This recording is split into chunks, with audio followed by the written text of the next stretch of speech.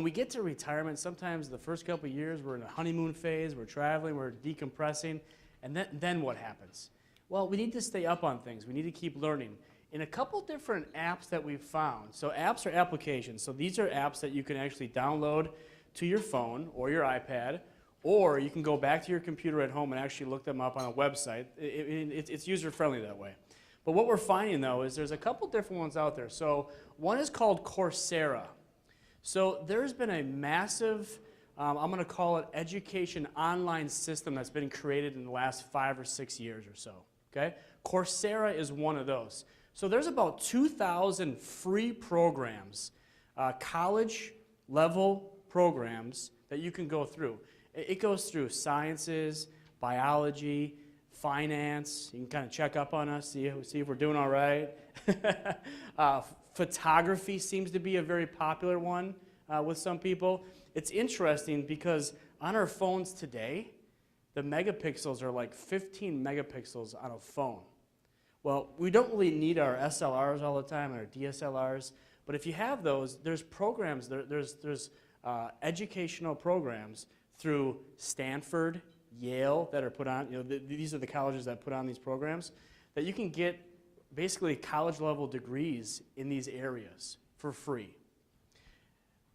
That's Coursera. A quick story here. A client in their 50s of ours, she's been retired for 3 years, led a great organization in Milwaukee. She's been out in Colorado in the Utah area doing 14ers, climbing mountains basically, exploring that part of her life. And I said, how's that going? She's like, oh, I'm ready for the next step. I said, what do you want to do? Well, I want to get a team that I can lead through the Red Cross to go help people. Fantastic. Awesome. It is. It's a fantastic story. I said, well, how's the leadership skills? How you doing on that? And I was able to connect her with Coursera, and she took a program through Stanford University on how to lead people in teams. Now, does she know some of that stuff already? Sure she does. But was there a couple new nuggets that she picked out of that? Absolutely. And it was very helpful to her, maybe helpful to all of you as well. The next one is called edX, EDX. This one was really started by MIT, and I believe it was Harvard. So it started off with a little more of the technology base to it, because as MIT, you know that's technology based. Microsoft is part of this one as well. They've expanded their lineup as well, so you can kind of go to that website, check out those programs. Some are 1-week programs, some are 5-week programs, depends on how deep you want to get into these different subjects. What's really neat, and Chris is going to talk about a company called Udacity in a little bit, but these companies do this as well, is that they're all free. So you can go through them and then you learn, but if you want a certificate, some are like $100, some are like $150, which are recognized at major companies. So if your desire is to go back into the workforce, wherever your scenario is, you can get that as well. Khan Academy, K-A-H-N, Academy. This one's been around for a while. You may have heard about this one. This one is very video-based. I find it very helpful. So when Chris talks about cryptocurrency here in a little bit and blockchain, go to Khan Academy. I've actually done this. And you type in Bitcoin, and it'll draw pictures for you about what this really means. So it helps conceptualize concepts for you, and I think it does a good job. And I'll be there on yeah, starring Chris Doty. Yeah. So that's Khan Academy. I find that one to be pretty helpful. Our kids use Khan Academy when they come home with a math problem that I don't understand. I'm like, what are you talking about? Fractile. We'll jump to Khan Academy, and there's some others that we have, and my daughters use it. Absolutely, absolutely. So that's the lifelong learning part of it. Then it's about how do we stay sharp? How do we play some games with our brain? So a couple of them that we found pretty helpful has been Elevate. So this one's been around for a little while, not as popular as the next one I'm about to talk about, but again, these are all scientific based, and they help you develop cognitively, whether it's math, reading, association, grouping, just little things that we kind of lose track of as we go through life. This will help kind of bring it back together. The last one is Lumosity. This one's more popular. You've heard about this one probably. If you haven't, I encourage you, go download it to whatever device you have, go through the cognitive fitness challenge that right away it starts you up with, and you'll go through some of these and you'll be like, huh, I'm really good at this. And you're like, wow, I'm really bad at that. So you may want to hone in on those skills on that. So, and because we all like to compare ourselves to other people, it will compare yourself to people in your age group. Yes. so you can see how dominant you all are, because I know you are. That's good. So those are 5 apps right now. I just talked to a gentleman before the program, and one of his desires to become a better cook, a better chef, if you will, in retirement. So again, we're going to bring more of these to you, and feedback is good. Do you like? I mean, what we want to hear back from you. This is kind of a new part of the program, but do you like this stuff? What areas do you want to learn more about? We'd be happy to do the research for you and provide this sort of knowledge for you, if you will. So the next part of this is Chris. He was at a program, so I'm going to tell you about Abundance 360, which is this. I'm going to leave you with a quick story that I found pretty impactful. So Abundance 360, there's 360 seats in this room. It's called the Summit. It's in California. It's some of the best minds in technology are there. So there's only 360 people that can get into this. Chris is one of those people. So he's around. He's going to tell you some stories about who he's around, who he's hanging out with, who he's talking to. Pretty amazing people. To segue into this program is that I don't watch a lot of TV, but I caught a commercial by Apple when I was watching a football game. It wasn't the Packers because they haven't made that far, right? I was watching this. It's an Apple commercial. It's about this little girl who's cruising through the city on her bike, and she's got her Apple iPad, and she stops into a cafe, gets something to drink, takes it with her, and she's on the bus, chatting with her friends, doing homework, all these different things. She makes it home, and she goes in her backyard on the green grass, lays down, and she's typing on her iPad, and her neighbor walks out and says, hey, what are you doing on your computer? And she goes, "What's a computer?" What's a computer? Think about that. So that kind of segues into what Chris is going to talk about, how technology is changing the way we live. Thank you. So when I come back from California, the inspiration that I have is massive. I mean, I come back and it's like, holy, you know what? It's not just what's changing, it's the massive speed at which it's changing, and the fact that we really don't know about it until you're introduced to the people who are on the cutting edge. So the beautiful thing I get there, I'm sitting next to someone who's the chief technology officer from Airbus. That's the biggest airplane maker in the world. And he quit last year so that he could start his own program to help get personal autonomous vehicles flying, the flying autonomous vehicles. He's there. The gentleman I sat next to another day was from India, and his 3 compatriots were diamond miners from India. And what really compelled them is, oh my gosh, you can print diamonds, we can man-make diamonds, what's that going to do to what we do? I mean, so the people are astounding in the room. It's fantastic. I don't know how I'm there sometimes. I'm like, what am I here for? But and I've realized what it is. It's become very clear.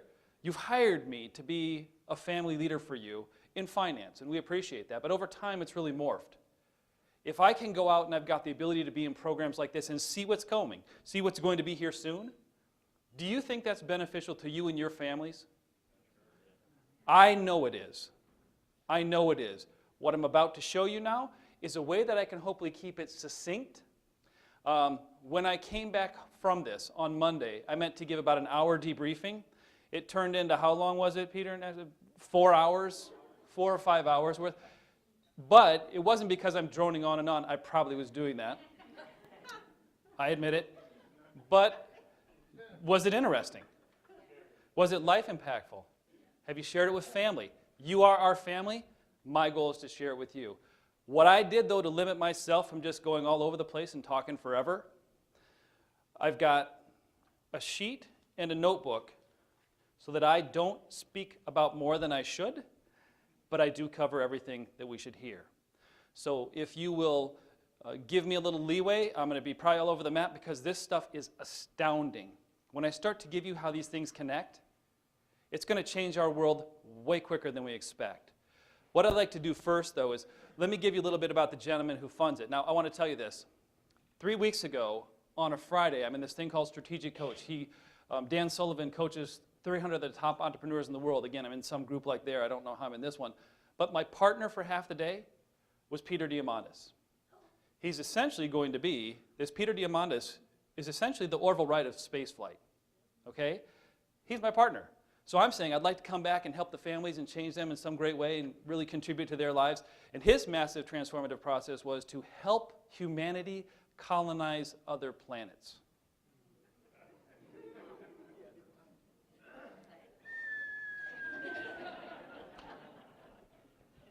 Okay, now what's really funny is I'm 6'6". Peter Diamandis is about 5 feet tall.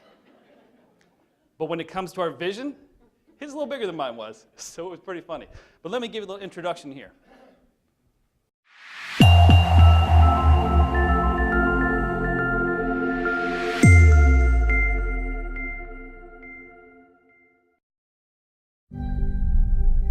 I'd like to take a moment now to describe 3 programs that we are announcing here today. The first is, in fact, the X Prize, a $10 million contest to privately build a spaceship, a ship that's able to fly to 100 kilometers altitude, carry 3 individuals, and do that twice inside of 2 weeks. On both flights, the crew must return safely to the planet, and the ship must return safely so that it is reusable. He kind of looked at me and said, well, what do you think? And I looked at him and said, Peter, you're crazy. Peter must have first come to me about 20 years ago with the idea of the X Prize. Foolishly, I passed on it. I had so many people telling me, forget it, it's never going to happen. They can't pull it off. Someone's going to die trying. You'll never raise the money. And I had so many people afterwards saying, thank God you didn't give up. I was born in 1961. JFK said, let's go to the moon, the year that Alan Shepard went on his first flight to space. I became obsessed with space. Well, you can imagine this wonderful 9-year period when the world developed 9 different manned space launch systems. The next 44 years, there were 3. I realized the trajectory that the United States had, going to the moon, going to Mars, going to beyond, had died. And the dreams I had of going to space were not materializing. It was not going to be the government that got us there. I have always been a fan of prizes, and he immediately told me the criteria for suborbital reusable spaceplanes. I thought that would make a difference if somebody did that. Millions of people want to go to space. With his idea, we could change the whole paradigm. The change is coming. It's going to be great because we're going to make it great. Let's make sure we anticipate the future. Where could we go? To another planet, to another solar system? How long could we live? Another year, another lifetime? What can you do to restate the big problems or the big aspirations of our time and incentivize people to turn those dreams into reality? That's what X Prize does. So why are you so optimistic about the future? Don't you read the papers? Technology is that force which takes what used to be scarce and makes it abundant. The whole ethos of X Prize is to set a goal. I don't care where you went to school, what you've ever done before. If you solve this problem, you win and we all win. We can create a world of abundance, a world where we solve all of the major grand challenges, a world where we meet the basic needs of every man, woman, and child on this planet. All of these things are possible, and it's really one's conviction, one's determination, the passionate, committed mind that says, I don't care what it takes, I'm going to make this thing happen.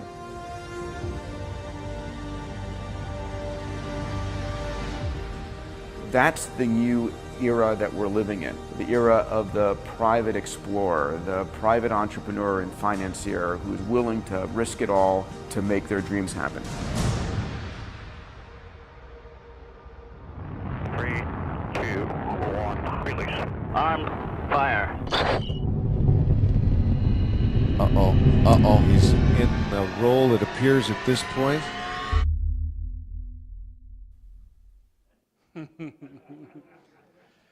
So Peter runs 7 companies. I asked him when the last time he disconnected was. He said, probably 15 years ago.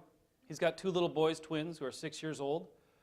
I asked him, well, how many free days have you had? He said, well, in the past 20 years, probably none. So my challenge to him was to say, listen, you've got all these companies, you're really contributing to the world, that's awesome. Make sure you take some time out to contribute to your family. It's a good point. It's a really good point because he gives time and then he fills it up with other stuff. I have to be careful as well because there's a lot of people who demand and ask questions. But what's really cool about this is when I first read the book Abundance from Peter Diamandis, he's in a best-selling author. I read it. I'm not sure if Deborah remembers, but I was immediately hooked, and they said there's going to be this forum called Abundance 360. I had missed the first one by like a week. But I joined the second one. It's a 25-year commitment by Peter to bring the best minds in the world together. I got into it. I'm very fortunate. We're blessed. It's well oversubscribed. People can't get into it now. I've committed to doing this as well because bringing this back to you is extremely important. I didn't know how important it was until I went. So a couple of the things, we're going to start looking at Singularity University, things that we can take a look at. But what I want to do is give you a quick outline of what we did. We first started with just a strong conference with Tony Robbins, who was in Florida, but hologrammed on stage. Hologrammed on stage, interacting on a fireside chat with Peter Diamandis and another person, and they're having conversation, looking at each other. Freaks with their mind a little bit, and then all of a sudden it becomes normal. Tony will be there next year, and we'll talk a bit more about that. But we talked about blockchain. Anybody here heard of cryptocurrencies? Talk a little bit about that. How about material sciences? Earth-shattering. I'm going to show you some of these. Longevity, and I'm going to make up a new word, healthivity. Does anybody here really care about living to 120 if we can't operate? If we don't have any memory? No? How about a healthy 120? Then might we be interested? Okay? So I'm going to call it healthivity. I may have made up the word. I may have copied it from someone else. I'll give them credit because I don't know. I usually make up words. Changing education and why. We had a massive portion on singularity and artificial intelligence and human interface. So Ray Kurzweil, the foremost futurist in the world, was there. We got to ask him questions. I'll give you my question with him at the end. Robotics and robots, the future of work, I'm going to start with here in just a minute. Space and physics. What you're going to notice are absent from this right now. Remember I've talked about virtual reality, augmented reality. What I want to do in essence of time is I'm going to minimize some of the things that really didn't have a ton of progress in this last year in comparison to a few others. Because last year, I wasn't really that interested in January last year of cryptocurrency. Okay, cryptocurrency comes from a bunch of people who have been on computers their whole life, never owned a security, never owned a stock and bond, and all of a sudden they become vaunted experts a year later. So what is this thing they're talking about? But let me step back into our first portion. So I'm going to jump back and forth. I'll give you some pieces about this. Do one thing though. Feel free to stop and ask any questions. There are some paper on your desk in case anybody wants to take notes. We're recording this as well. But if you have questions about it, stop. You want more data, want more information on it. I'm going to tell you the technologies I'm about to go through will change every industry you have been in or will be in or are going to be in. Every single one. Be it wound healing, be it battery technology, be it toilet paper up at Kimberly-Clark. Every industry will change, and massively and rapidly. So I'll go through one sample of that. Let's take a look at the future of work. This is one of the very first things we talked about. Here, who thinks that work as we know it is going to change a little bit? Yeah? Does anybody here have somebody who has a job they didn't even know existed? How about a ribonucleic acid specialist? An RNA specialist? I mean, how about a data miner? I have a client who's a data miner. Everybody here know what a data miner is? Do they dig that in the dirt? No? But you listen to these. You hear these kind of ideas, and this is pretty interesting. What does it mean to be human? How many of us will admit that part of our identity is where we work, right? So if we get 5 and 10 and 15 years out and robots do work for us, what does that mean to us as humans? What does that mean to our identity? This is a massive implication. And why is that important? Because we're looking now at autonomous vehicles displacing the single largest employer in America, which is trucking. The average male, it's the single biggest employment we have, is a trucker, drives trucks or some delivery vehicle of some point. What if that doesn't exist? What do we do with 5 million people? And that's just a US problem. What do we do worldwide? Because right now, the first 275,000 Volvo and Ford vehicles that have been come out autonomously without steering wheels have been bought by Uber, however, whatever you want to call it. So Deb and I just had 9 Uber drivers in California, and I started with the first one, she'll notice this, of telling them, well, what are you going to do in 5 years when you don't get to drive anymore? Not a real good conversation to get in with the Uber driver. I learned this. It's like talking about politics. You just don't do it. But we noticed it was incredible to hear the diversity, and almost every one of them had quit their job to do this fully. What happens when they don't have the choice? Because who employs an Uber driver? You do every time you hop on that app. What if you hop in the car comes to you and you don't have the driver? So the second one is truck drivers. Massive, massive. The second one here is cashiers. Anybody hear about this in Seattle? They just opened Amazon Go. So I walk in there, grab my stuff, it recognized my face, and I walk out. What do they do right now in Milwaukee? They take me to jail. Right? They call me a shoplifter. And I just say, I was confused. I thought it was in Seattle. Right? I know you don't find that funny back there, Tim. He's chief of police. But you look at this. What do we do when we have no cashiers? You've seen this at some grocery stores, right? Now some of the grocery stores, Woodman's and Sam's, are now giving you a scanner. As you walk in, you can scan the stuff so that when you're done, you can walk out. Who here likes waiting in line at a grocery store for 20 minutes? Nah, me neither. The third one here is very interesting. I've got a client who does this in Indiana. Farmers. Guess what John Deere just bought? Artificial intelligence company. Because, do you see the farmer on that machine? There isn't one. So my question is, and what we came up with is, what do we do? Let me give you one story here of identity. And I wrote about this in the article in Retirement Weekly. But this was an interesting one. It's Deb's uncle, my uncle, Uncle Tim. And I remember this conversation. It wasn't that impactful when we had it. But he's a Navy captain. First of all, we went to see him in Chicago, and he has this huge house on the naval base. We're like, well, what do you do here? He's kind of in charge, but he wouldn't tell us. So he would command a ship of 4,000 people. When he retired, I think he even had Condoleezza Rice at the ceremony. I don't know for sure. It was a huge ceremony. Everybody was saluting him, huge ceremony. And he said the most depressing day that he could experience was the day after. You know why? Because the day afterward, he's just an old guy on the street. So all of a sudden, commander in charge to old guy. So that's where we have to be careful with our identity. Now, what if nobody works? How will we be identified? So the point of this is, I don't have the answer here. This is something we need to come up with. This conversation we had on stage with Tony Abadi is, what is it to be human? We want certainty. We also want uncertainty.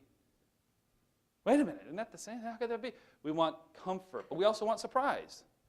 What else do we want? We want significance. Don't we as well? We want love and care. What else do we want as humans? We want growth and contribution. So what is that when maybe you get that through work? It changes everything. So a couple of things we looked at as well is, if we don't work, how are we going to make money? Anybody here heard of universal-based income? Anybody heard the words? If not, it's been talked about, which is basically saying that you're going to get an income because you're a citizen of the U.S. But it's also, some people call it welfare, right? And does welfare have a negative connotation? Yeah, so how about this? We came up with this idea. How about we call it a dividend? You get a dividend for being a citizen in America. Or the Uber job that you used to have, Uber, whatever you want to call it, job you have, is taken over by 4 autonomous vehicles. But for the next 3 years, you get a dividend, which will pay you to repurpose or to get a new job. So you kind of become the owner of these vehicles that replaced you. We need to find these solutions because they're going to happen really fast, and I got to guarantee you, nobody's prepared for them. You ever seen most people drive? Like they're driving down the road, they don't see that traffic jam up there, and they're going 100 miles an hour, and all of a sudden, they crash. It's like, oh, weren't you looking ahead? No, people aren't. We need to help them. Okay, so this is part of our conversation. Most jobs in the future haven't even been created yet. Think about that. How many of us were farmers back in 1900 versus today? Will teaching change? I'm going to tell you something a bit that we'll bring back here. Once you start converging some of these technologies with what I'm talking about with work, you start to see, in the future, Ray Kurzweil said that work will be what robots do. What will we do? What we want.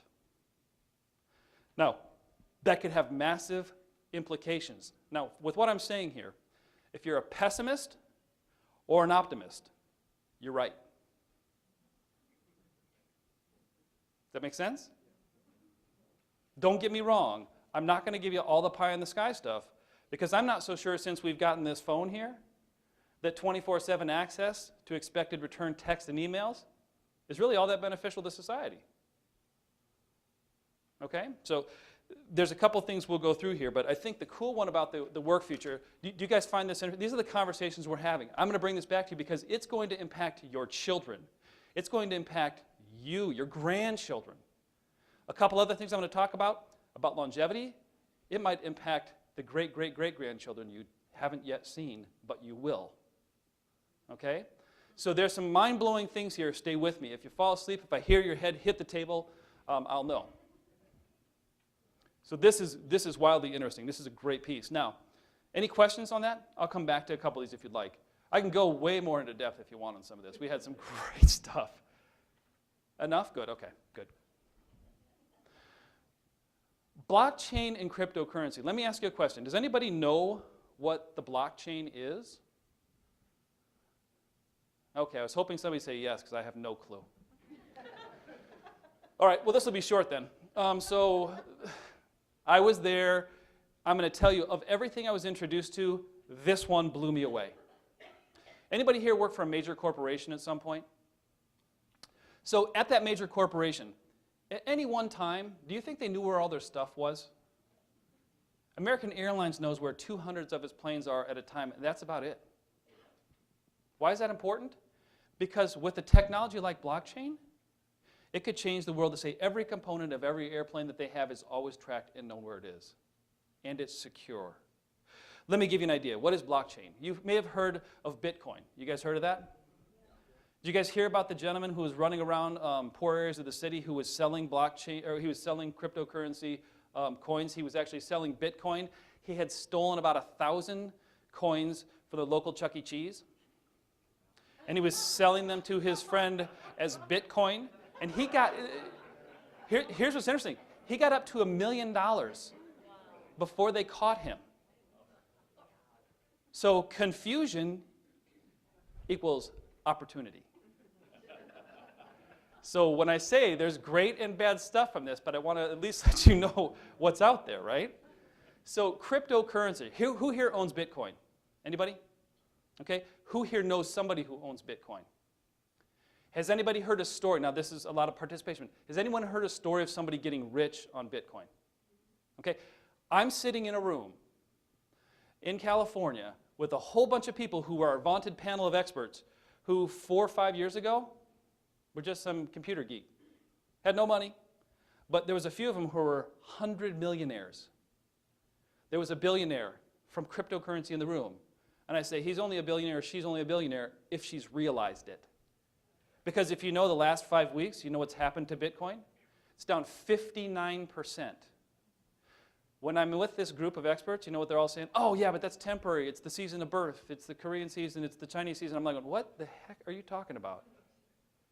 We're in the storytelling phase of cryptocurrency. You've heard of people who've made a ton of money, right? That's the storytelling phase. Oh, I made so much money. You got to come in. You're going to join me too. We're going to the moon, right? That's what it is.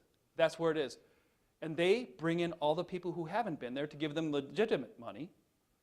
And then it takes a massive crash. It's happened in technology. It's happened in internet. Okay, so very interesting piece as you go through. Let me give you this. So what is blockchain? It's what's behind Bitcoin and these cryptocurrencies. By the way, there's 180, maybe 200 different cryptocurrencies right now. When I tell you about blockchain, I'm going to tell you why. Okay? It's basically like the internet in the 90s. Have you guys ever seen Bryant Gumbel and Katie Couric when they were on TV, when they were introduced? The internet? What is, they had to call in an expert. What is this internet?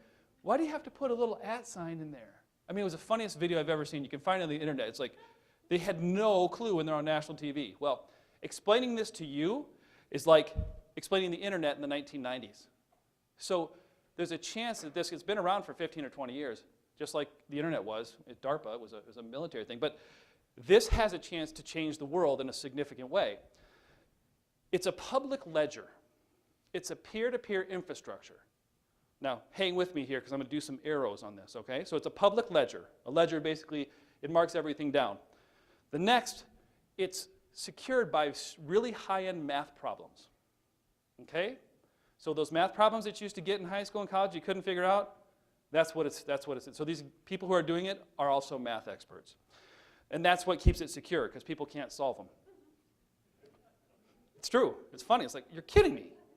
No, Matt Damon would steal all your Bitcoin because he could do the thing in his movies. Anyway, it's the internet of value, okay? The internet of value. Now let me go a little farther. Anybody heard of Google Docs? It's Google Docs that's transparent and secure. It's like a row of safes.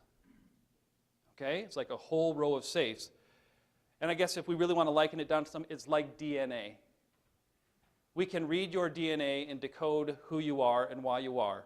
It's the same thing that blockchain allows us to do. Let me tell you what it's done. Anybody heard of Kodak? Right? What happened to Kodak? Boom, they invented digital photography and then went out of business because they didn't continue to work with it. Now, there's another company called Overstock.com. Have you heard of them?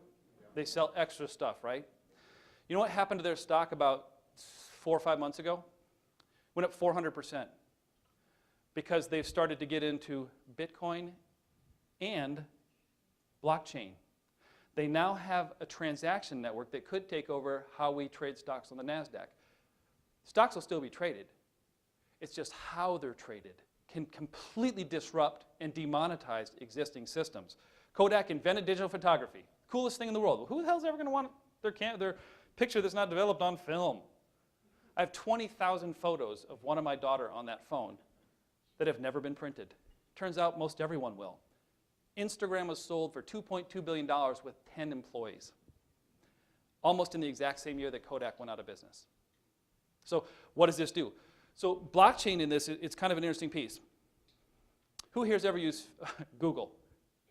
We call it the yellow pages, right? Do you know what Google does? We freely participate on Google and Facebook. And you ever been on Facebook and like you were, or Google, you're looking up shoes or something, you go to Facebook or something, it's like, how the frick did I get those shoes on this? No, I wasn't going to buy those, but now they look good. They've got them in red, you know. The thing that Google has done is monetized our activity and behavior and identity to sell it to advertisers. How did they used to do it? It was television. You watched the Super Bowl, you saw the Doritos ad, you bought Doritos. Right? How do they do it now? They're charging the advertisers every time you look up something on the computer. They've made billions of dollars doing this. How about if we were able to protect our identity, protect it, and decide that we wanted to share our identity with Kohl's. And Kohl's would give us $30 for us sharing our identity and interest with them. Anybody want to do that? That's the way we can monetize our own identity. You guys want to talk about being safe? Here's the peer-to-peer potential structure. Now let me talk about what it is. It's peer-to-peer. What the heck does that mean? You ever traded something with somebody where you're supposed to report it to the government? Yeah, it's like, I'm not saying anything about that. Come on, Chris. Of course you haven't.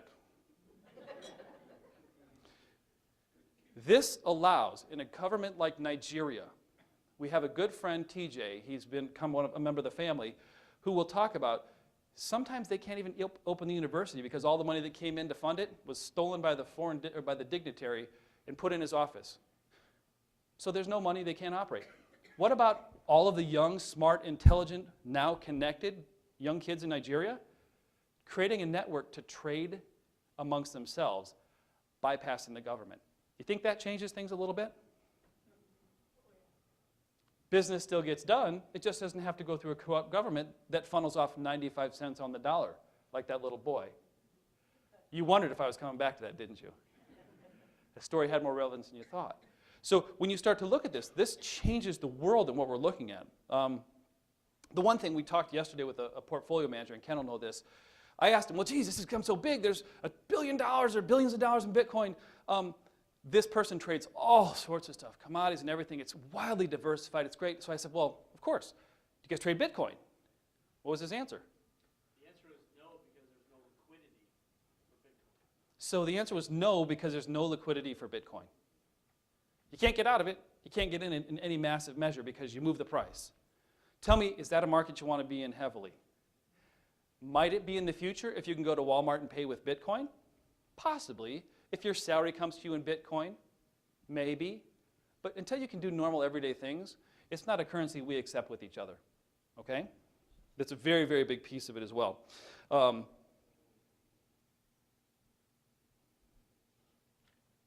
Yeah, I'm going to I'll cut it off there. The cool thing about it was I have people there telling me all these things. You should buy Bitcoin, you should do this, you should do that. First of all, Raymond James won't allow us to do it because there's no regulation whatsoever. None. The first company that may begin to trade this on a desk is going to be Goldman Sachs. if you have an outside account, which I don't encourage you to have, but if you do, and you had to trade, and I know some of you have a small E-Trade account or something, and then you move it over here when you get bored. There's a couple different ways you can follow it, but I can't allow you to own it here because of its unregulation, just as an FYI. I'm not investing in it yet. I've had all sorts of people tell me they've done. I'm not doing it because I need to see something real. There's no value behind it. When we buy stocks, there's value behind them.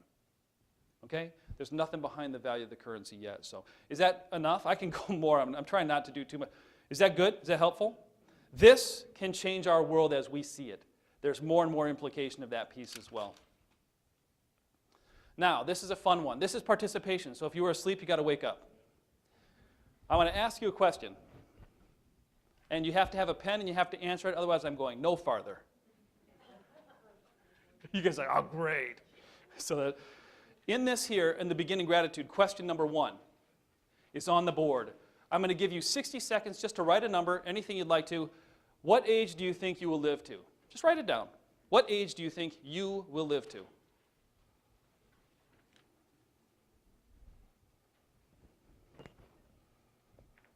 There's no right or wrong answer. It's just your age. Elvis thought he would live to 55, and he did.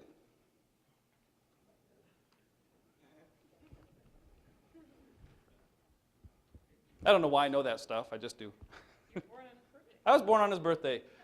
And guess who else had birthday I was born on? Kim Jong-un. Oh. I thought about recreating the hairdo and all, but I'm not doing it. Sorry, I digress. I apologize. What's that? 2 kings then. Yeah, 2 kings. King Rock and Roll, which I can do a little dance, and the other one. But so, where did you get that number that you had?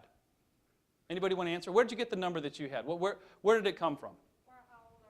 In the we'll give it to you too. In the back of the room, please. Yes. Added 8 years to your parents' death. Fantastic. I'm going to give you $100 grand, Russ. Thank you. I appreciate that. I was just going to say approximately how old my parents. Approximately how old my parents were? Absolutely. Ashley, if you can find right up here in front too. Anyone else? Okay, now, what I'm going to do is I want to show you a panel of people. I'm not going to show them to you. I'm just going to tell you who they were. That might change what we just said. How about if I told you this? If you can live 12 years, you may live as long as you want. Does that freak anybody out a little bit? It did me. Now, let me ask you a question.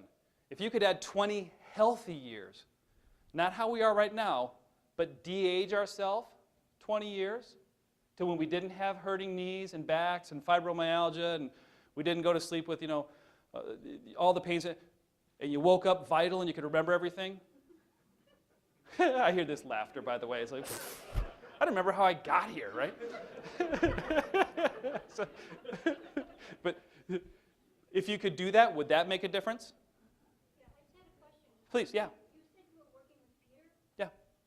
How far is he on the genome? Peter on the genome, as a matter of fact, completely decoded. The biggest thing that I'm going to tell you about in just a little bit here is the biome. It's a great question. Because the genome, and we just found some things out, we thought that our genome and our brain runs everything. I might flip that up on you here in just a little bit. So I don't mean to freak you out, and if you go home and have nightmares, I'm sorry. But I want to show you a couple things. Great point. So I'm going to tell you this. If you were born in 1930, your life expectancy being born was 59.7. If you were born in 1940, it was 62.9. What's retirement age? 65, right? For full, 66, right, for some? So when you were born in 1940, you weren't expected to live to retirement age. When you were born in 1950, 68 years. Somebody born in 2000, 77 years. Now think about that. What if we added 20 healthy 40-year-old years to that? Would that be of interest to you? It's massively to me. So a couple things I want to go through here. Let's talk about how might we do that? Something you can take home with you. So this is called, I went to 3 sessions on this. The normal session, and then I got up at 6 o'clock in the morning. We did 2 hours with some specialists on it. The next day it was so interesting I did it again. I skipped out on the Hyperloop. I skipped out on the cryptocurrencies to something that will really impact you. And I got to speak with several people here, great. I got to speak with a couple, there's 4 different companies that were phenomenal here. And the funniest one is the ones who are seeking capital, like looking for money still, dressed in a suit, you know, they're up there and they're talking about their GF11 gene and how it's happening. And then the one dude who already has the answers, his name is Osman. He's in a hoodie. His company's already worth $14 billion. He knows he has a delivery method that works in mice. It's a small molecule. It works for mice, pigs, primates, and the whole 7 steps up to us. It will work because he knows it works in the mice so far. And my question was, why do we keep curing mice of their disease? Do we really need that? Do we need more mice on Earth to live longer? He didn't think it was quite as funny as I did. But the whole audience did. He just gave me that coy smile like, yeah, you're trying to be funny. But I got to talk with him a bit afterward. Here's one sample. In 3 years, he believes in 3 years, his drug will be approved. In 3 years, knee replacement, you've got a choice. I can regrow 0.5 millimeter of cartilage for about $6,000. Your own cartilage, non-rejectable. Knee replacement therapy, which is surgical, and you've seen it before. Have you ever seen when they do that? Whew. I don't know if anybody here has ever started a hospital. Oh, wait, I do. but it's kind of crazy. But think about that opportunity and possibility. And there's a myriad. The biggest thing they're all trying to cure right now, Alzheimer's, dementia, because we're not who we were. And they're working very heavily on it. So of the panel of experts, I had Bob Harry as well. Bob was from Celgene. Celgene technology is phenomenal. He left it. He was a founder of it because he saw something on the forefront. Okay, so my daughters were born essentially almost 12 years ago and about 9 years ago. Guess what my wife and I did? We kept the cord blood. Ugh. How odd is that? Did any of you have your cord blood kept when you were born in here? Generally? No. Why did we do that? Because there's a chance by cryogenically freezing it, we can use it to regrow organs and cure diseases that they have. But here's even Bob Harry left us, he started a new company called Cellularity. Because you know what he's doing? Remember the placenta? There's all sorts of story about what people do with the placenta. It was basically medical waste. People planted around trees. Some people would do other stuff with it I don't want to talk about. But his company has found that the stem cells that exist in placentas are the single biggest possibility of curing many diseases that we possibly have because they're open, they're willing to form fit whatever, and they're young with long telomeres. So they're actually taking placenta now and they've had therapy. They've created therapies with the placentas so after birth, if you are going to have kids soon or your grandchildren are having children soon, don't just freeze the cord blood. Find somebody who will also freeze the placenta. It's the God of life as far as we have it in our bodies. It's just that rich in what it is. And you can provide therapies. Now, in this group, let me give you one sample. There's a woman who's using these cells right now that Bob is harvesting, Dr. Bob Harry is harvesting. And within 2 years, she is going to have for sale lungs, full-grown lungs. Not from human donors. She'll have bioscaffolding with human lungs. If yours don't work, you can buy these. Kidneys, already in the bag. Bladders, simple organ. Liver, they're working on. Heart will be next. So it's regrowing them. Now, where does this coincide with last year's conversation? Last year's conversation, I talked about them growing meat in a petri dish, right? It's kind of gross. But once you eat the best prime rib you've ever had, if you can recreate it without the price, they're doing the same kind of bioengineering with organs. It's some of the things that I'd say, the term de-aging. Has anybody heard of that before? De-aging. So Chris Doty is now 48. I can test, maybe my body says I'm 48 or I'm 36, depending on how healthy I am. But how about if I could go 12 years out and now have the physicality of a 29-year-old? That's what de-aging is. This now, the forefront of technology is working on not just keeping us healthy, reversing our age as well. The vitality, the calories that we burn. Now I'm going to show you a couple other things too.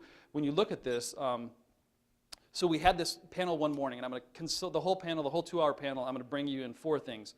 So we're sitting up there, okay, this is all great stuff you have. It's going to be approved at some point, but Some of the technologies are 8 years out and 10 years out. What are you guys doing today? We asked the 4 experts, what are you doing today for your own health? Number 1, exercise and diet, we've all heard. That was right. Exercise and diet are very important. I'm going to tell you why diet's important in just a bit too. Number 2, yoga. Number 3, and this is a big one, body mass index. They're finding that muscular is the single most important thing to reducing your risk of cancer. Also the biome is as well, which I'll talk about in a bit here. But reducing cancer, 30% less likelihood of cancer in heart attack to people who have girth, strength and muscle, not just in size. So you can have fat on top, doesn't matter, but if you've got strong muscularity, that's one of the breakthroughs they're finding evidence to show.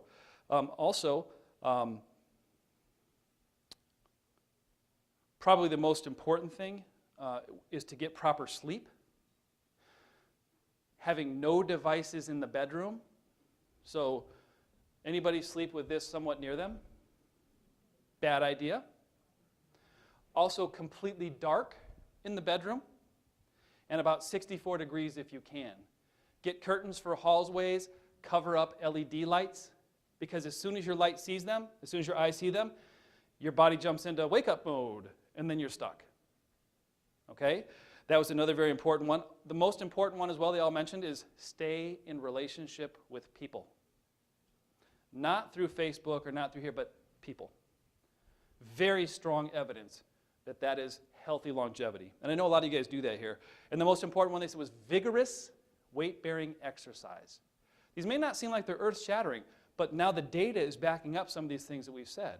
So they used to say that animal meats were bad for you, right? And they're finding that some are good for you. Matter of fact, bison is one of the #1 meats you can eat, period. So if you go to Whole Foods just up the way, on the way out, they gave me a coupon for you. So a couple more things on biohacking, and I'll go through longevity. Anybody find this interesting? This changes your life, not just your life, it can change your whole family's life. What we're going to do, let me ask this question. I'm kind of coming back and doing a mini summary of this. Is there any interest in us having some of these things here? I bring these devices because I've got robots, I've got all sorts of stuff I'm around. I can test these things out, I can hear these. If we can bring some of that here, if I can get Peter up on screen to talk to us a bit, does anybody have interest in us kind of redoing that Abundance 360 here? Would that be beneficial? Good, good. Because I want to show you what it is we see, and I want to bring this back to you. I'm very fortunate to be in this group, and I'm very blessed to be a family leader for you guys. As I'm able to do this, do you guys find this important? Do you find it different? Because I got to tell you, I find it earth-shattering, and if I can bring it back to you, I would love nothing more than to do so. So I'll stay tuned with this piece as well. One thing I'd like to talk about here is, do we have the, okay, perfecto. So, has anybody here heard of bulletproof coffee? So the only sample we brought today is we brought some bulletproof coffee. What are we going to do with it? How are we going to hand it out? On the way out, you will have a sampling table of this. This is the cold version of it, but the way we have it there, and I don't drink coffee, but when I'm there, I do drink this bulletproof coffee. It's pure coffee. Our standards here means you can have a lot of dirt and stuff in it. It's pure coffee with brain octane in it and ghee, which is pure butter, grass-fed butter. The 3 as a combination will give you mental clarity like you haven't seen. Some of you probably haven't seen it in a long time.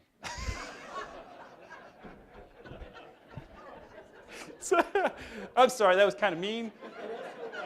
It's kind of mean, kind of funny. But I'll tell you, I drink this stuff in the morning when I'm there, and I guarantee the concentration and focus is amazing because your brain needs these kind of nutrients. So I'm not going to just say it's not bulletproof, but I want to bring this stuff back to you.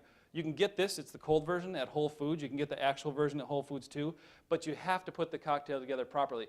I sat with Dave Asprey. Dave Asprey is a gentleman who's on the forefront of what to do for body. I think since I'm on here, he's got a thing in Santa Monica called Bulletproof Laboratories, and in it he's got a magic fairy light therapy. Magic fairy light, that's just fun to say. What is it? So it's healing with light. I know some of my wound healers in here, but it's healing wounds with light.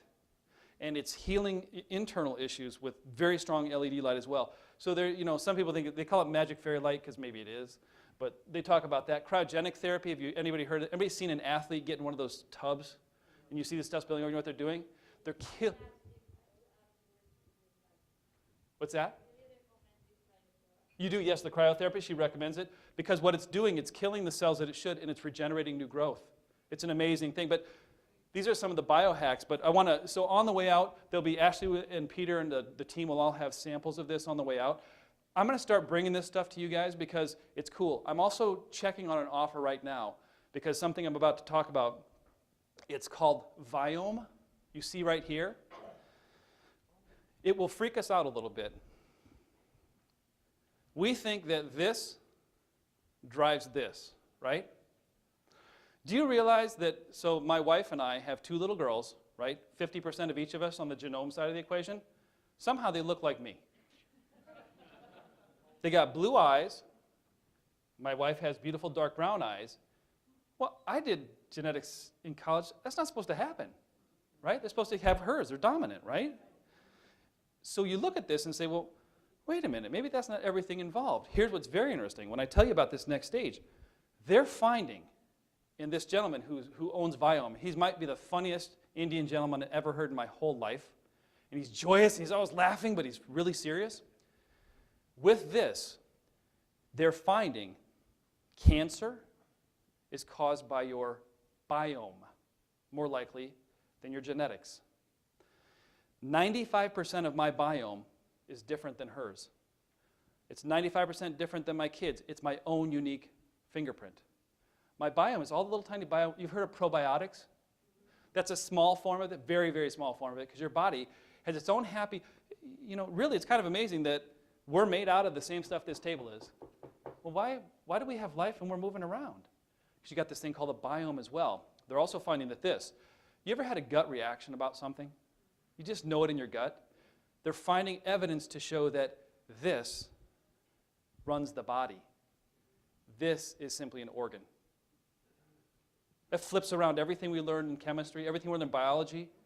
But if this is driving everything, what I want to tell you makes this earth-shattering. I haven't done it yet, but I've gotten the offer to do this, and I get a slight discount from this thing. I'm trying to see if I can offer it to you. I brought this to Ken on what? Did I come back on Monday? Okay. When did you talk to your family about it? So Monday night I went home. Yep. And I talked to my wife about it. I was like, I think it's like a $400 investment. It is. Like that. And if we can eat healthy, if we can eat what our body needs, then we have a better chance of not getting cancer, not getting all these things ailments. And feeling healthy. And feeling healthy, yeah. So looking at this, let me tell you the sample. So you go in here. I'm not going to tell you what to do. What's in the box. It's kind of, oh, geez, I have to do that. But you send it in. They will go through and find out my biome, what my body will process and what it won't, and what is super healthy for me could be killing my wife. So if avocados, everybody, avocados, guacamole is good. My daughter's coming home telling me everything that's healthy, and I'm sitting here going, maybe not. She's learning it in school right now. Oh, what's the most healthy food you can eat? Well, if your body accepts it, it's going to be broccoli, asparagus, But they'll go through and give you what you should be eating and what you shouldn't be eating. Now, think about this. What kind of humans are we? We grew berries, nuts. We live in a 4-season environment. What? Are we supposed to eat berries in the dead of winter? Biologically? When Dak used to be the humanoid out there who's running from the tiger? No. There are no berries then. What do they eat? They eat grass and whatever they could catch. So our body has those same cycles in the biome as well. So they're finding maybe up to 4 different times a year. We have a daughter who sometimes has some, questionable things she eats, and I look at this going, oh my gosh, we may have figured out why. We're feeding her stuff that we say is good for us that is horrible for her. He is changing how we might feel. So if I can get you guys a discount on this too, I can't assure that I can, but if I can, I'm going to bring this to you. For those who want to try it, it can change how you feel, how you eat, and it drives the body. Is that of interest? Okay, good. I was hoping this would be of interest to you too. So the Bulletproof, the Magic Fairy Light. This is called longevity escape velocity. Longevity escape velocity, if we can get 12 years out, we can live forever and start de-aging. Now, personally, Chris Doty here doesn't want to live forever. 120, 150 years, healthy, cool. I'm okay with that. I'm okay with the short life, all right? But I'm going to tell you there's 170 in the room for Dan Sullivan. There was 700, which is Peter Diamandis. I'm going, okay, that's great. But let me ask you one more question now. Can you pull that same piece of paper out for me? Let's take a gander now at that exact same question. Question number 2.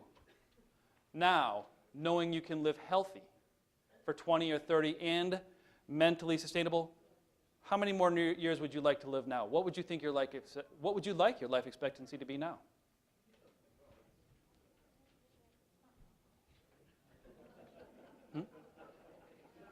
That's a tough one, right? You guys are like, oh, God.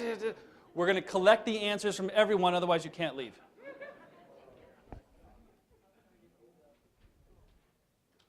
Everybody write their answer? So let me share you mine. When I started, I wrote down my 70.8 years, right? And that was because that's when I was born. You know, so 70.8 was how long I was supposed to live. I was born in 1970. So they asked me how old would I live. I said, well, 95 to 100. My wife laughs at me all the time going, why are you doing all this stuff? Well, because I want to be around and be healthy for the girls and her. She's going to live to 100, I think.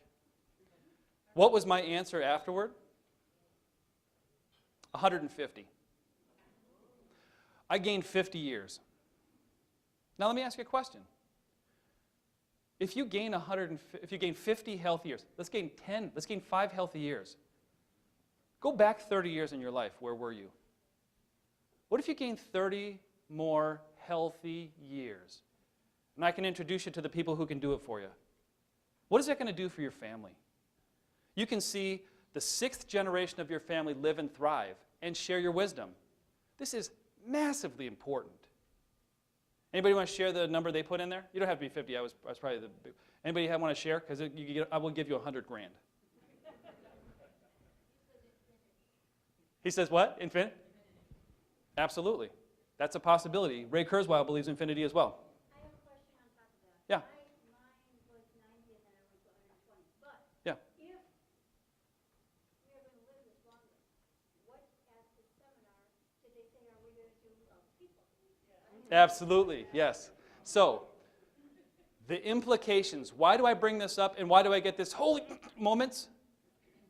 I mean, these are hitting me. I'm like, oh my God, because now we live 30 more years. What do we do with the 60-year retirement? You retire at 55? Well, you retired 100 years too early.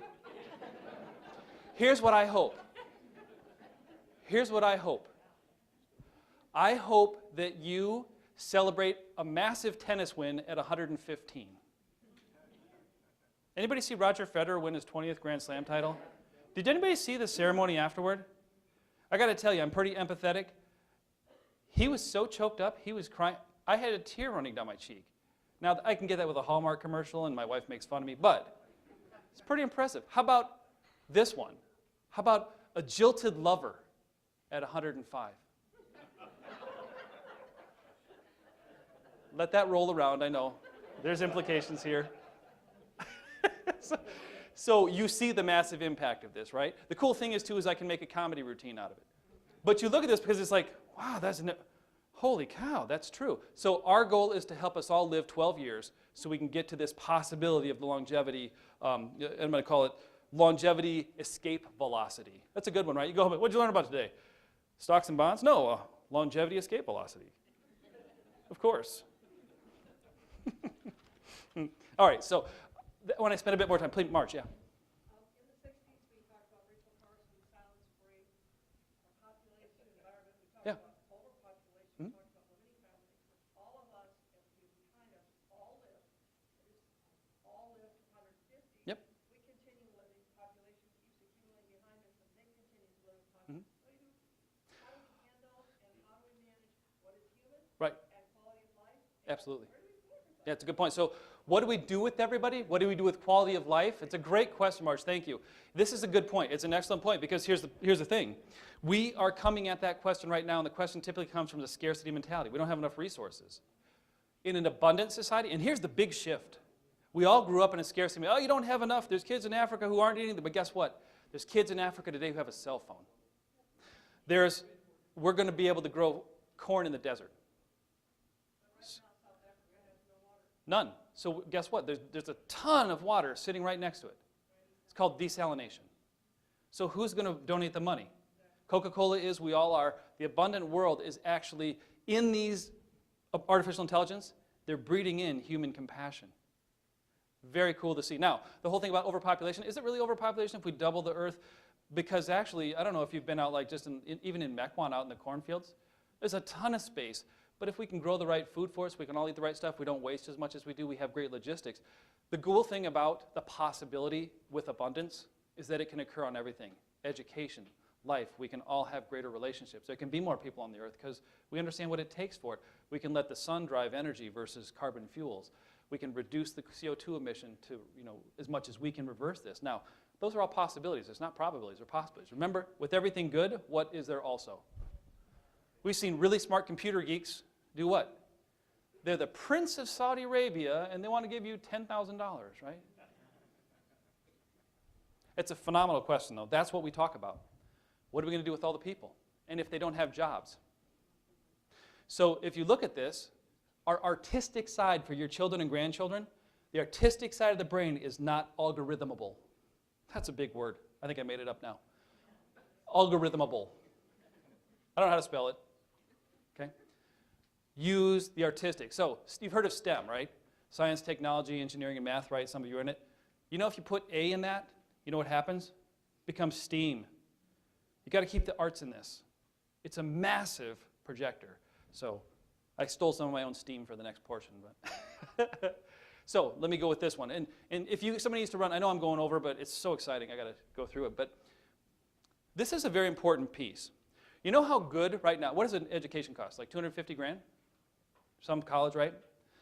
You know how long it's good for right now? About 10 years. So you get that education at 24, by 34 it's worthless.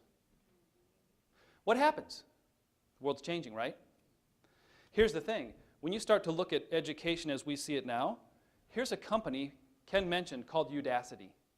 Udacity for $14,000 will retrain you give you a nano degree in flying in autonomous cars, learn Unreal virtual reality, design Sprint Foundation. So what is this? Google, AT&T, NVIDIA, IBM, Amazon have all come to them and they've partnered to say, what skills do you need? We'll teach that. You want to retrain very quickly in a 4 to 6 month period and have a job at the end that typically on average is about $78,000 to $80,000 a year? This is your key. They are turning, now what's really cool is the gentleman who founded this was the head of Google's autonomous car division. He said there's bigger problems to solve than driving you around. You look at this, there's 40 nanodegrees. I haven't done any, but you look at it, and this is changing the face of education as we see it. Virtual reality goggles, augmented reality. Anybody here been a mechanic? Put a car together, you take it apart. I can put on glasses that will show me everything of that Cummins diesel engine, every part where it goes, what's wrong, what's not wrong, simply by putting on glasses. How does that change education? So here's one thing. There's also something called alt school, which is more experiential, technology-based, and I'll start to cut a few of these down a bit, but the key with this is, well, let me ask a question. Do you want me to keep going, or do you want me to cut it down a bit? Keep going? Okay, if you have to leave, please, but I want to say, this is important.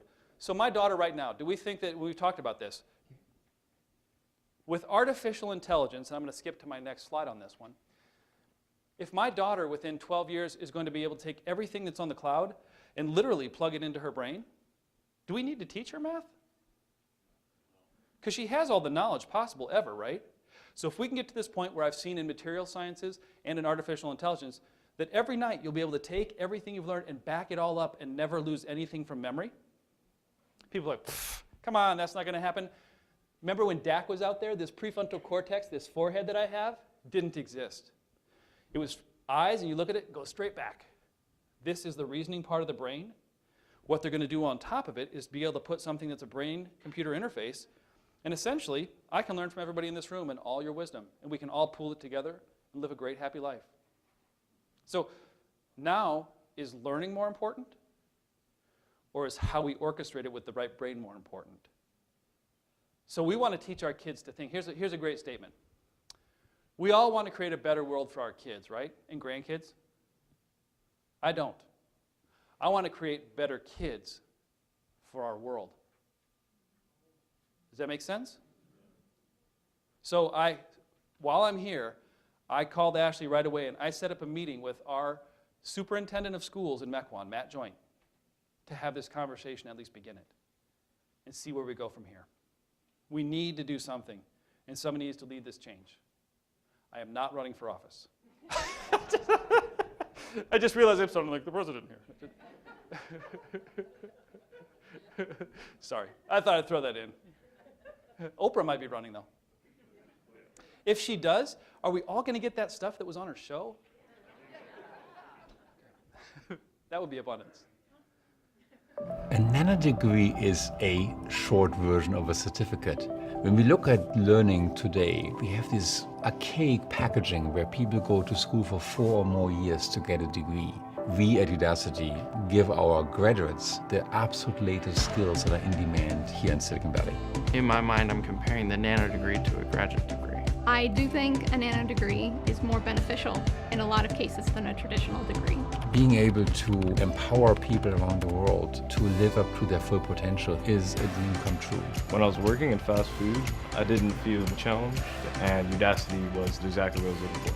I learned about Udacity when I was still a teacher. First, I just started looking for colleges, but I was finding that it was just very expensive and time-consuming. They can get you up to speed very quickly and give you the actual skill sets that you need. We've been very fortunate to work with tech giants like Google and Amazon and many others to develop the curriculum. The way we create courses and nano degrees together with Udacity is a great teamwork. You're building effectively a great portfolio of projects. The self-driving car engineering program had never been done before, so it was really interesting to me because it was in the field that I was working in. I wanted to get a nano degree in front-end development because of my combined interest in art and newly found interest in programming. If we unleash the true power of education to the entire world, I firmly believe we can double the world's GDP. Udacity has supported me from beginning to end. They've worked with me on my resume, my LinkedIn profile, interview prepping, project reviews. They were the ones that helped me get this job ultimately. It's like a dream. So did you hear what he said? He believes with this proper right educating, we can double the world's GDP. What does that do for us for investments? What does changing our lifespan, 60 years, do for the time that money needs to last for us? We're retiring for a lot longer. These all have interweaving application, which is absolutely crazy. But do you see how this is changing the world? These are great entrepreneurs now going out and making a difference. It's awesome to see.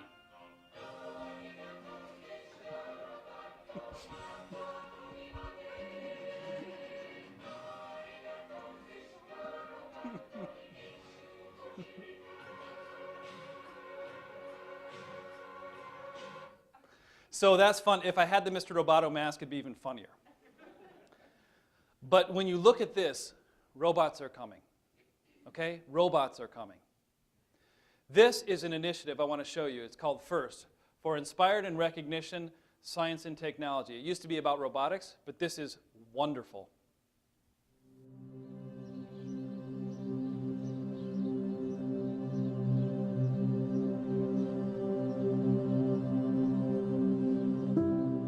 This is Paula.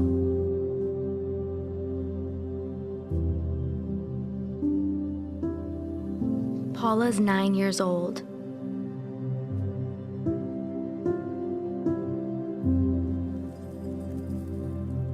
And her favorite subject is math.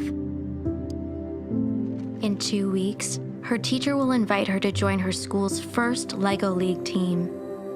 2 months after that, she'll use basic coding to bring her idea to life. In a year, she'll meet her best friend at a regional FIRST robotics tournament. 2 years after that, she'll lead a team that wins 3rd place in a global innovation challenge. When Paula graduates college, she'll intern for an engineering firm improving water service solutions in developing countries. She'll see the world. 1 year later, she'll land her first job as an electrical systems engineer. 6 years after that, she'll win a Genius Award for her work in renewable energy. 20 years later, she'll show her daughter how to follow in her footsteps.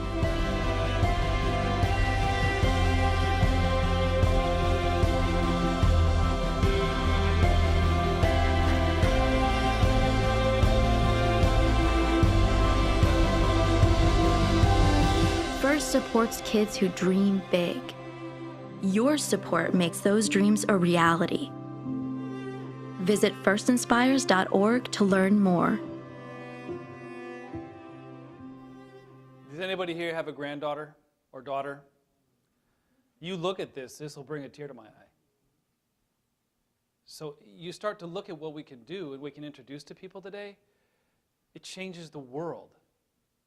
It's not a robot we're introducing. We're introducing them to true, leading-edge, life-changing technologies. I love that video. It's also narrated by a 7-year-old, just as an FYI. This I want to bring into our schools, if it's not there. Last year they had a summit. I've been invited to. You can't be invited unless this, but because of our group. I'm invited to the summit. I think this year it's in Mexico City. Be careful. But there's 180 countries in the world. 179 countries are sending representatives. 62% of them are girls. It's changing the world.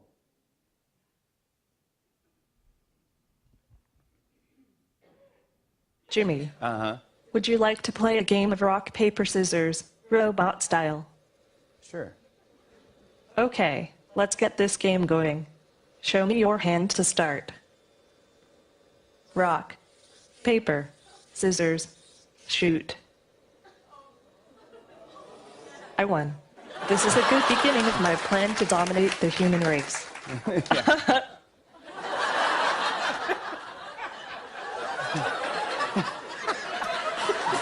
go. Just kidding. Yeah. You are incredible. It's so nice to meet you, Sophia. Thank you, Jimmy. Yeah. Friend me on Facebook. I will, yeah. All right. Yeah. Sophia, everybody. Thank you so much. He said, friend me on Facebook. Does that freak anybody out a little bit? That's crazy. But that's artificial intelligence and robotics. That's the conversion of material sciences. The skin on her feels like skin on... It's crazy. They're starting to do neural networks, which I'll show you in just a bit. Let me show you one more. This is kind of fun. You've seen this before.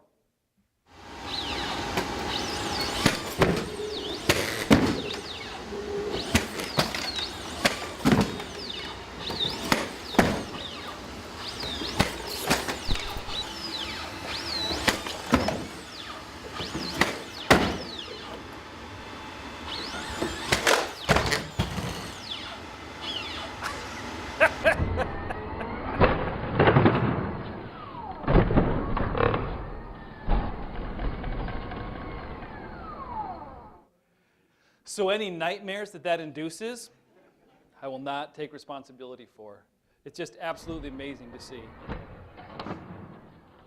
I thought you might want to see that part again. Does that freak anybody out a little bit? I mean, this is essentially, you're seeing Terminator robots that exist today. That was his bloopers. I love the bloopers, like, oh, he didn't really do that. Anyway, robotics are coming, robotics are coming, robotics are coming, okay? It's very important to know that. I wanted to start a company called Rosie. Remember the Jetsons?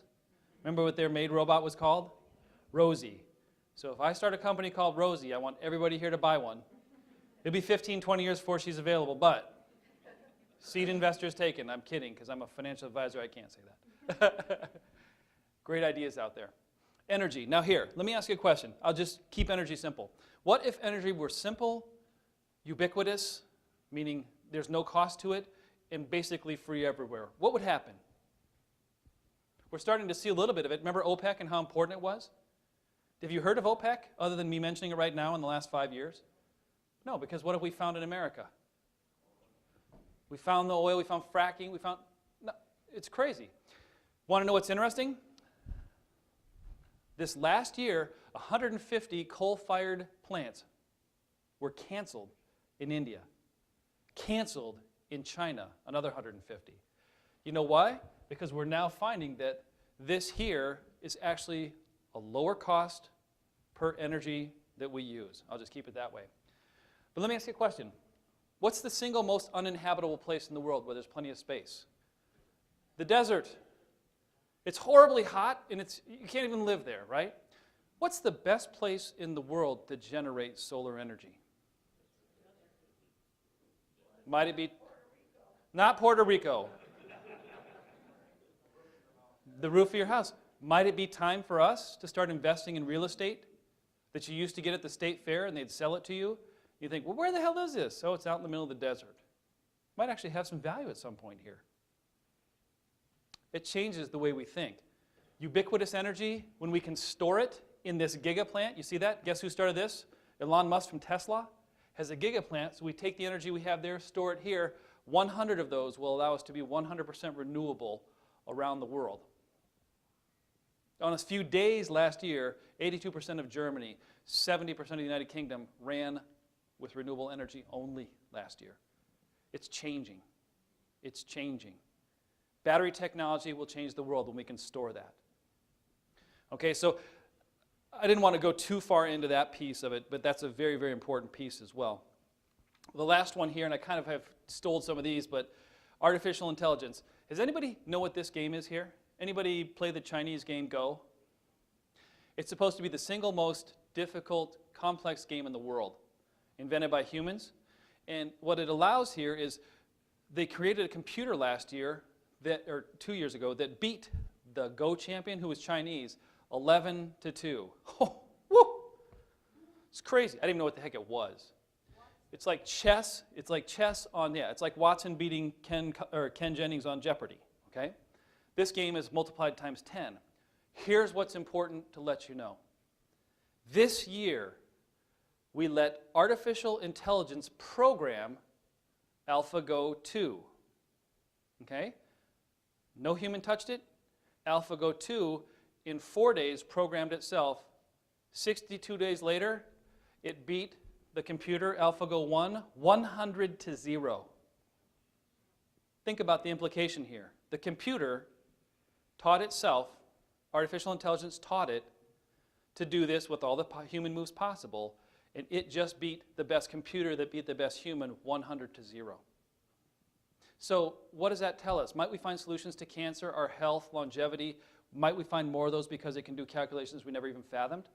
One last thing here on material sciences that goes with this. So we're talking to Ralph Merkel. He's the funniest guy you've seen. He's about 6'6", kind of big, funny guy, and he's the head of Stanford's material sciences, and he's just funny. I think he comes out there, he just looks like the scientist geek. I love him to death because I totally appreciate it. He comes out there, well, we can do 10 to the 9 flip right now. We can do 10 to the 21 flip eventually.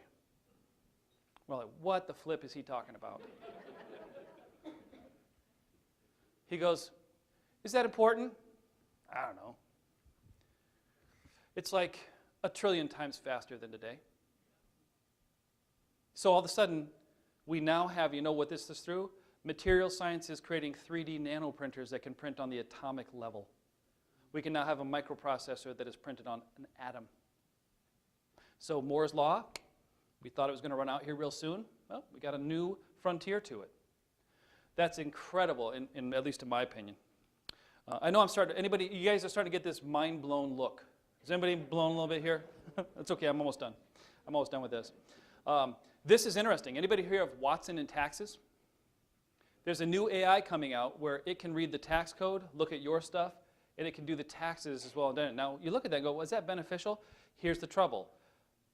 Last week, they found computers by Alibaba and by Microsoft. They created programs that read a paragraph and actually beat the average human. That is something that is absolutely incredible. It's like they've been trying to do this for years. It's likened, though, to a child who's a brilliant person who has no idea about the ramifications of what they're learning. I can regurgitate anything. I just have no idea what it means. So, interesting, it can beat us in recognized learning. It can't beat us in relational learning. So there's all sorts of intelligence, but we're gaining on it. So wouldn't that be cool if you had artificial intelligence that could interpret a whole bunch of stuff for you didn't have to waste time on to get to what's important? I love painting. I love connecting with my children. I love spending time with my family. How about the Hyperloop? Listen to this, world. The Hyperloop takes me to Cedar Falls, Iowa in about 14 minutes, maybe 11. That's 350 miles away. I get to spend time with my mom. Takes us 4 minutes to get to Fort Dodge, another 100 miles away. I get to spend time with my 90-year-old grandfather, get his wisdom. We get to head back over to Deb's. 10 minutes later, we're in Cedar Rapids, which is another 100 miles away, and we get to spend time with her 84-year-old dad, who's wonderful. And our family gets the richness of this, and all of that is in an afternoon. And I get to store all those memories in my own personal cloud. and never forget them. Does that change the world a little bit? That's what I'm learning. That's what we're getting.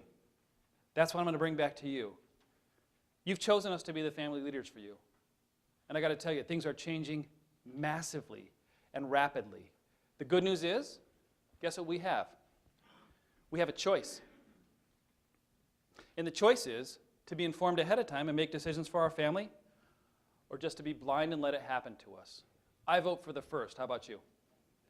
I choose, if you wish, to be your family leader in this, because I've been put into a position where I can be, and I'm blessed and lucky to be.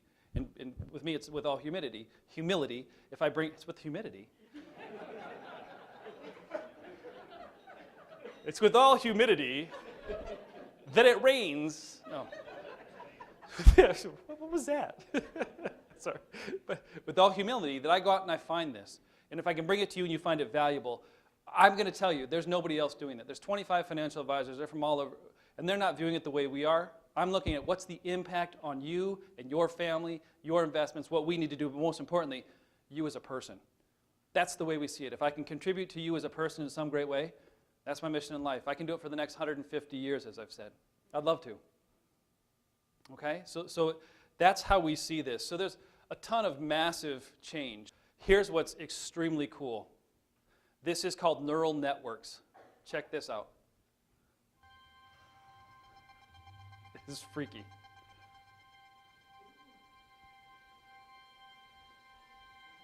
This is a digital human. A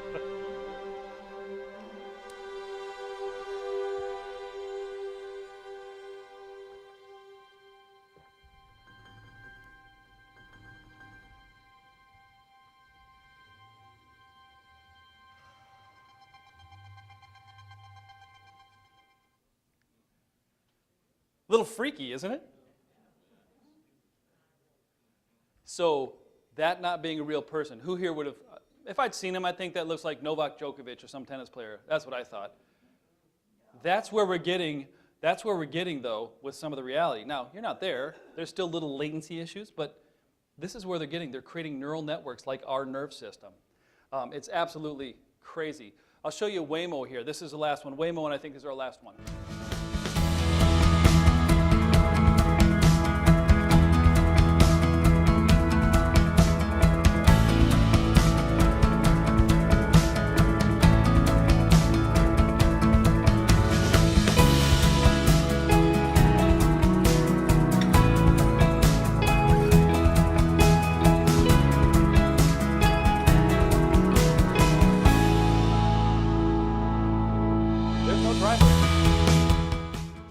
Did you see that? There's 3 cars. They all went together. There's no driver in any of them. This, by the way, is going on right now in San Francisco.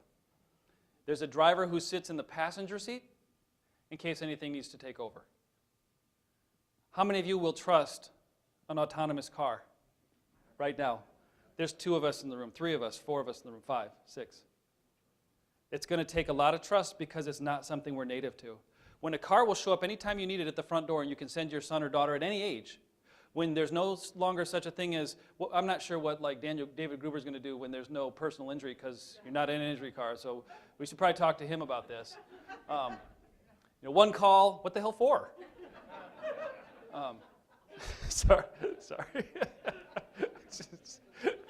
This is how my mind works, so we probably need to Chris 2.0 it here at some point.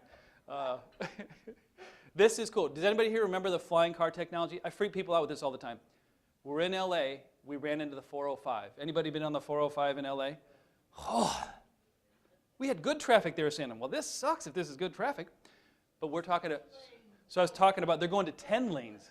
They're going to 10 lanes now. But I said, well, why would you do that? You're on the forefront of going 10 lanes up. Why do I say that? Because I had the chief technology officer of Airbus sitting next to me. And I got to ask him, how real is this? He said, well, it's testing now. There it is. Here's the engines. It's like a big drone. We're not going to let it fly over your house because it's loud, but we'll let it fly down the interstate like a semi. So all of a sudden, I can get from here to Appleton in 10 minutes, 8 minutes, no traffic ever. You can get downtown Chicago. What will this do? What's the implication of 100 miles outside of the center of Los Angeles when you can get to downtown without traffic in 11 minutes? What does that do to rural land where we all want to live? So do you see these implications as well? It's massive. So when I start putting all these things together, it's like, right? This is what's happening. And here's the thing. We don't think abundantly yet. You think more abundantly than most anybody you know. You've been exposed to it. You think exponentially because we've shown you that. If I fold a piece of paper 53 times, it goes from here to the sun. People don't get that. 53 times, it's like 53 pieces of paper. It's a stack like this, Chris. That's what the world will try to tell you. Don't listen to it. Every time the microprocessor doubles, all the stuff I'm showing you on here becomes real. That's changing. That's changing. Now, most importantly, I think this is very, very important to show you.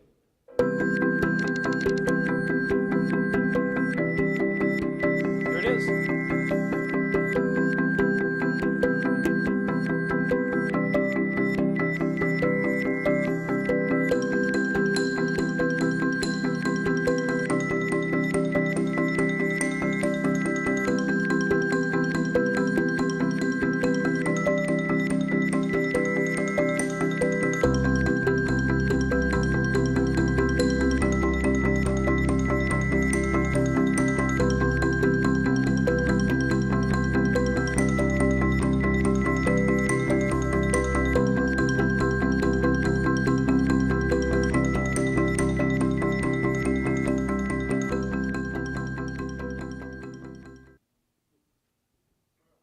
Kind of cool, isn't it?